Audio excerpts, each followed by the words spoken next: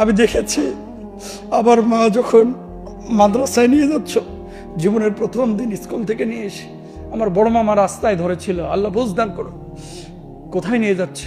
কয় মাদ্রাসায় ভর্তি করবো, ছেলেকে আলেম বানাবো। কয় খাবেটা কি, খাবেটা কি? আমার মামা বলেছে, এখন বুঝে এসেছে। এই রাহমানি সাহেবদেরকে দেখতেছেন, এত বড় বড় জায়গায় কথা বলতেছে, এলেম নাই কালাম নাই, এটা কিন্তু বাপ মার দুয়ার কারণে হয়েছে। এই যে এই ছেলেটা, আমার মা সেদিন জবাব দিয়েছিল, আমার আল্লাহ খাওয়াইবো, আল্লাহ এমন খাওয়ানো খাওয়াচ্ছে। আমি আমার কথা বলছি না ভাই, পৃথিবীতে বাপ মার দোয়া ছাড়া কেউ বড় হতে পারে নাই। বাপ মা যতদিন আছে, টাকা হয়তো বা নাই, পয়সা হয়তো বা নাই, ফ্যান এসি হয়তো বা নাই, বাড়ির মধ্যে পূর্ণাঙ্গ জীব আছে, পূর্ণতা আছে, বাড়িটার মধ্যে একটা কি যেন আছে। বাপ মা নাই, অনেক কিছু থাকা সত্ত্বেও বাড়িটা হাহাকার করবে, খা খা করবে, কথা বলেন ঠিক কিনা? এই বাপ মা আপনাকে ধনী বানায় দিতে পারে, এই বাপ মা আপনাকে সুস্থ করে দিতে পারে। আল্লাহর কাছে যদি বাপ মা আপনার জন্য চোখের পানিটা ফেলে দোয়া করতে পারে, দোয়া চাইতে পারে, দোয়া করতে পারে, আল্লাহর কসম করে বলছি, দুনিয়ায় কোথাও আপনি ঠেকবেন না। পৃথিবীর কোনো বাপ মা আপনার কাছে কিন্তু প্রতিদিন গোশত পোলাও দিয়ে ভাত চায় নাই। বাপ মা চায় আমার সাথে একটু হাসি মুখে কথা বলো, বাপ মা চায় আমার একটু খোঁজ খবর রাখো বাজান, বাপ মা চায় অন্তত এই কথাটা বলো, আম্মা ও আব্বা, আব্বা গো, আম্মা গো, কে আছে না আছে ও দেখার টাইম নাই আম্মা, আমি যতদিন জীবিত আছি আল্লাহ আমার সুস্থ রাখছে, আপনারা আমি না খায়া থাকতে দিব না, আপনারা আমি একা ছাড়ে দিব না। বাপ মার কলিজা শীতল হয়ে যাবে, আর শাহজিন পর্যন্ত দোয়া পৌঁছে যাবে, কথা বলেন তো কেনা? আপনি যখন আপনার মায়ের পেটের মধ্যে ছিলেন, 10টা মাস মা ঘুমাইতে পারে নাই, 10টা মাস মা ঠিক মতো খেতে পারেন নাই, 10টা মাস মা ঠিক মতো কথা বলতে পারেন নাই, 10টা মাস ওই ভারী বস্তুটাকে পেটের মধ্যে নিয়ে মা রান্না বান্না করেছে, মা কাপড় ধৌত করেছে। তখন ওয়াশিং মেশিন ছিল না, ওই অবস্থাতেই দেখা যাচ্ছে মাঠের এই মানুষগুলোর জন্য রুটি বানিয়েছে। ওই অবস্থাতেই আপনার মা আপনাকে এই পেটের ফুলা পেট নিয়ে খেতে বসেছেন, আপনি লাথি মেরেছেন, গুঁতা মেরেছেন, মা ঠিক মতো খেতে পারেন নাই। আপনি বিশ্ববিদ্যালয়ে ভর্তি হয়েছেন বড় হয়ে, ঠিকই দেখবেন মায়ের মুরগির ডিম বিক্রি করা টাকা, লাউ বিক্রি করা টাকা মুষ্টিবদ্ধ করে আপনার হাতে দিয়েছেন। এই মার ভালোবাসা আপনি বুঝেন না। এই জালেম গুলো যাদের মা এইভাবে মারা গেল, আল্লাহ ওদেরকে হেদায়েত দান করুক। ভাই, বাপ মা আপনার বড় দামি সম্পদ। পৃথিবীতে কোনো মানুষ বাপ মার দোয়া ছাড়া বড় হয় না, কোনো মানুষ বড় হয় না বাপ মার দোয়া ছাড়া।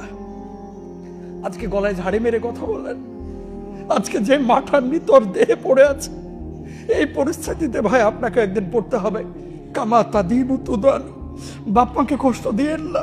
আপনি জানেন না আপনার অবর্তমানে, আপনি যখন ছোট ছিলেন, আপনার কান্নার ভাষা কেউ বোঝে নাই, বুঝেছে আপনার মা।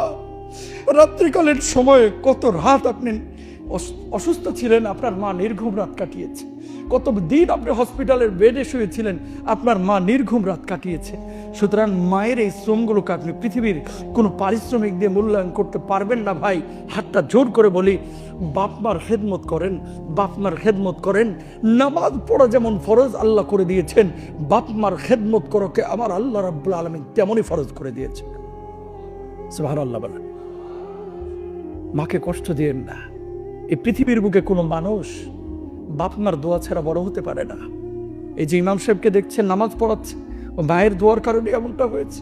এই মুয়াজ্জিনকে দেখছেন আজান দিচ্ছে, মায়ের দোয়ার কারণে হয়েছে।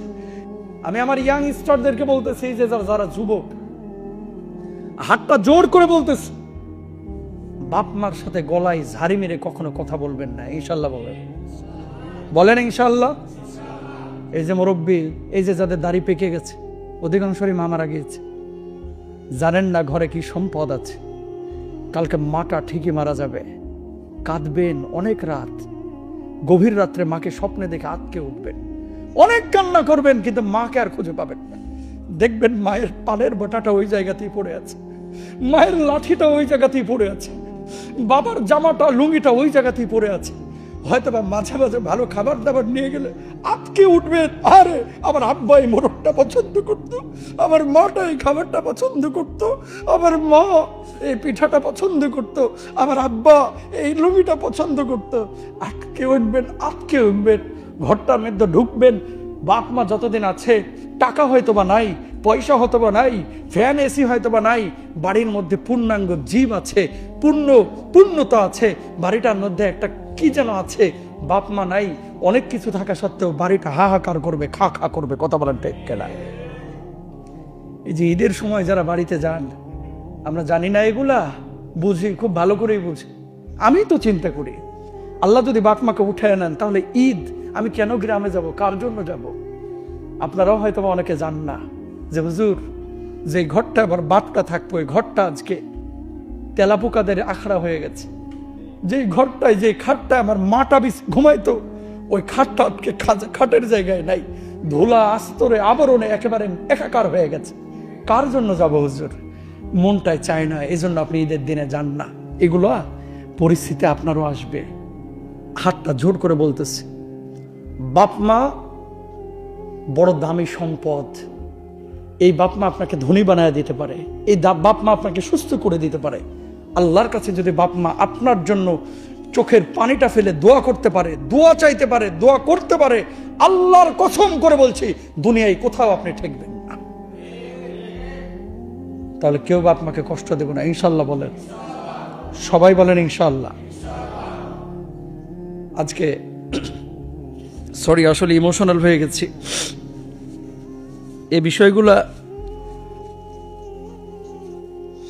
কষ্ট লাগে যে আহারে মানুষ, তুমি বুয়েটে পড়লা, তুমি ঢাকা বিশ্ববিদ্যালয়ে পড়লা, তুমি অনার্স মাস্টার্স করলা, তোমার বাপ মাকে চিনলা না, ঘোড়ার ডিম তুমি কিচ্ছু শিখো নাই।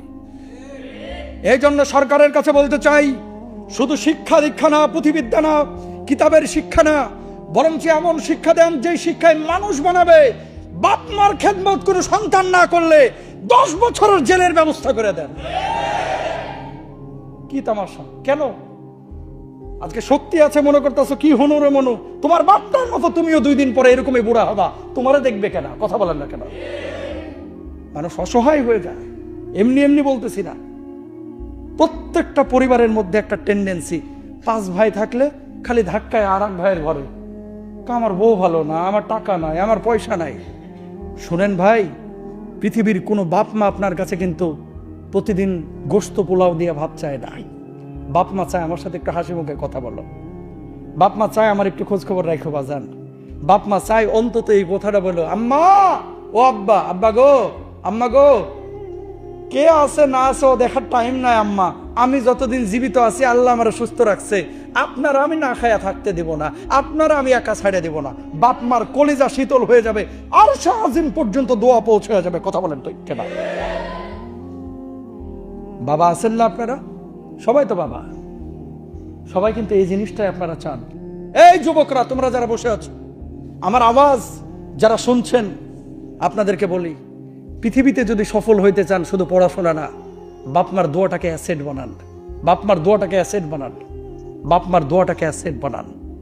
কোথাও আটকাবেন না, কোথাও না, ইনশাল্লাহ বলেন।